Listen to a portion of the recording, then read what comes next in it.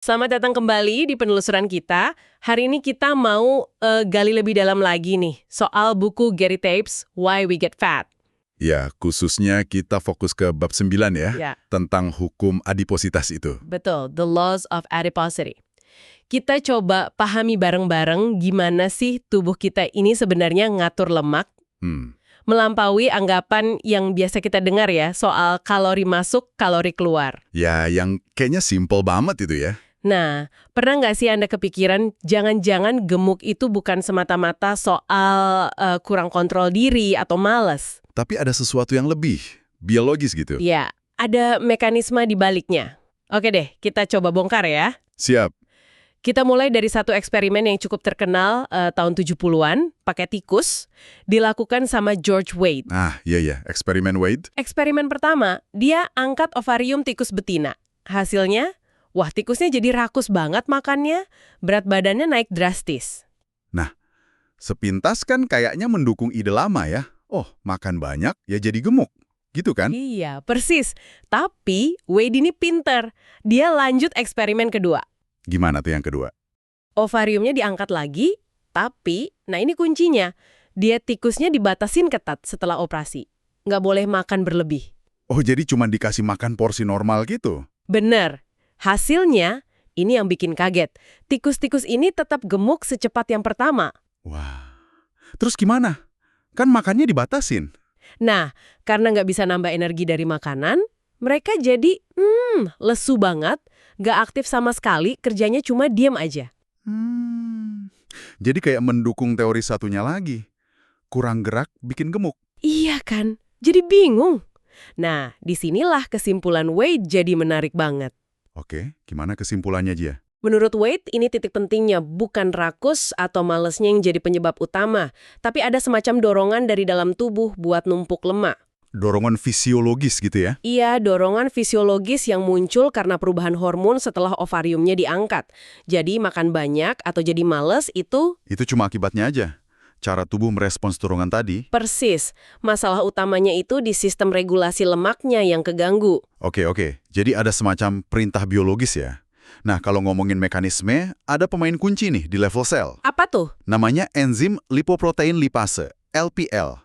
Gampangnya, LPL ini kayak penjaga pintu sel gitu. Penjaga pintu, maksudnya?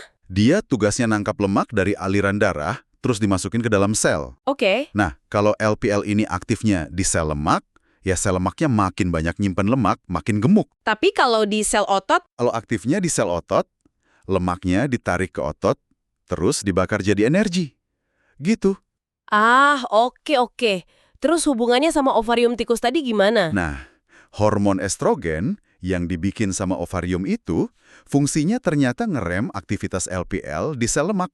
Oh, jadi estrogen itu kayak rem buat LPL di sel lemak. Betul. Jadi pas ovariumnya diangkat, estrogennya hilang. Remnya lepas deh. Akibatnya, LPL di sel lemak jadi aktif banget. Jadi dia nyedot lemak lebih banyak dari darah. Iya, efisien banget nyimpennya jadinya. Sel lemaknya jadi rakus energi. Wah, ini ngejelasin perilaku tikus Wade tadi dong. Kenapa di eksperimen pertama mereka makan banyak? Ya karena sel lemaknya nyolong kalori dari darah. Bagian tubuh lain jadi kayak kekurangan energi. Sinyal laparnya kuat banget. Masuk akal. Terus kenapa di eksperimen kedua mereka jadi malas banget? Nah, pas kalorinya dibatasin, kan nggak bisa nambah makan. Satu-satunya cara buat ngimbangin pencurian energi sama sel lemak ya, Ngurangin pengeluaran energi seminimal mungkin. Diem aja gitu. tepat. Kayak tubuh itu mengorbankan aktivitas demi prioritas utama. Numpuk lemak, Gila juga ya. Dan yang menarik, pas Wade nyuntikin estrogen lagi, semuanya balik normal. Tikusnya nggak rakus lagi, aktivitasnya normal. Ini nunjukin peran hormon yang kuat banget. ini kan implikasinya bisa jadi penting ya. Mungkin relevan buat perubahan berat badan pada wanita, misalnya pasca menopause atau yang ovariumnya diangkat. Sangat mungkin. Dan eksperimen ini kan benar-benar memutarbalikan cara kita mikir soal sebab akibat kegemukan. Iya ya, biasanya kita mikir orang makan banyak, males gerak, makanya jadi gemuk. Nah, eksperimen Wade ini nunjukin sebaliknya. Tikus itu makan banyak atau jadi males karena tubuhnya lagi proses jadi gemuk. Ada dorongan dari dalam. Fokusnya jadi geser ya, bukan cuma soal kemauan di otak, tapi proses biologis di jaringan lemaknya sendiri. Betul. Geser dari psikologi ke fisiologi bisa dibilang gitu. Oke, kalau hukum termodinamika sederhana, kalori masuk kalori keluar itu kurang cukup ngejelasin kenapanya, terus gimana dong? Taubes nawarin konsep? Hukum adipositas. Ini bukan hukum fisika ya, tapi lebih ke prinsip biologis gimana lemak diatur. Oke, hukum pertama apa? Hukum pertama, lemak tubuh itu diatur dengan cermat. Maksudnya diatur itu, dalam kondisi sehat, tubuh kita aktif jaga jumlah lemak tertentu. Nggak kebanyakan, nggak kesedikitan. Buat pasokan energi stabil gitu ya? Petunjuk menarik. Pertama, genetika. Sering kan kita lihat kegemukan itu turunan di keluarga. Iya, bentuk badannya mirip-mirip. Nah, studi kembar identik itu kuat banget buktinya.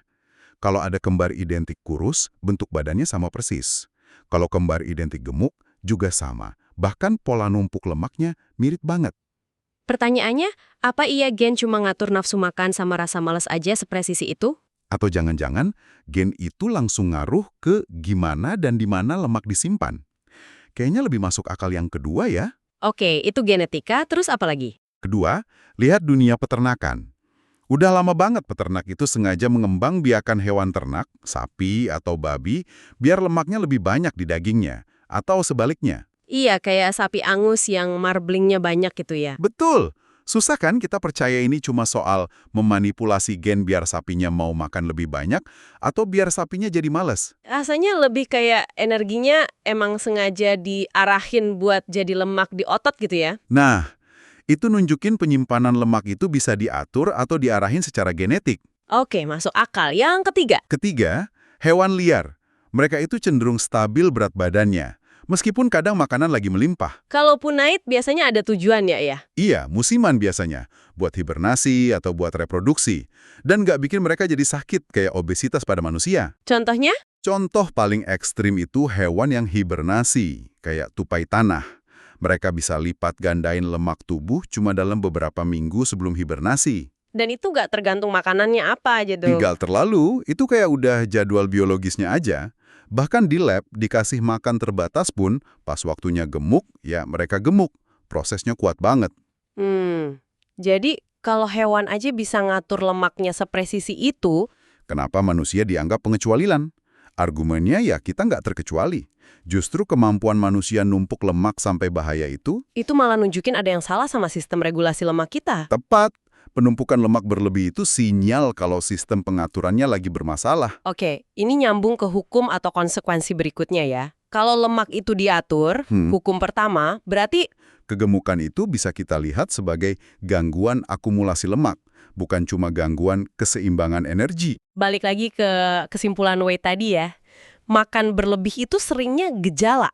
Gejala dari dorongan tubuh buat nyimpen lemak, bukan penyebab utamanya.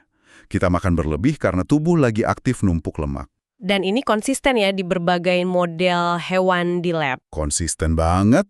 Peneliti bisa bikin hewan jadi gemuk lewat macam-macam cara. Dibiakin khusus, otaknya bagian hipotalamus dirusak, jenis makanannya diubah, atau gennya direkayasa. Hasilnya sama, jadi gemuk. Iya, semua cara itu memicu penumpukan lemak. Dan yang paling penting, Apa tuh? dalam banyak kasus, hewan-hewan ini jadi gemuk meskipun kalorinya dibatasin. Kayak tikus Wei tadi. Wah, Terus gimana caranya? mereka ngimbanginnya dengan nurunin pengeluaran energi gila-gilaan. Jadi super males. Ada contoh spesifik? Misalnya, hewan yang hipotalamus jadi rusak. Digambarin seolah-olah sel lemaknya itu rakus banget nyolong energi dari darah. Sampai bagian tubuh lainnya kayak kelaparan gitu. Meskipun hewannya makan cukup. Iya, makanya tubuhnya maksa buat diem aja, hemat energi. Terus kalau dibatasin banget kalorinya, Cuma pembatasan yang parah banget yang bisa nahan gemuknya. Ada peneliti, Jean Mayer, nemuin tikus gemuk rekayasa genetika itu. gimana? Akan membuat lemak dari makanannya dalam kondisi paling nggak memungkinkan, bahkan saat setengah kelaparan. Gitu katanya. Jadi otot sama organnya nyusut, tapi lemaknya tetap ada atau nambah. Iya, gila kan? Contoh paling ekstrim mungkin tikus Zucker. Dia gemuk karena genetik. Tikus Zucker, kenapa dia? Kalau dari kecil makannya dibatesin, kalorinya sama kayak saudaranya yang kurus, pas dewasa komposisi tubuhnya malah lebih gemuk. Loh kok bisa? Proporsi lemaknya lebih tinggi.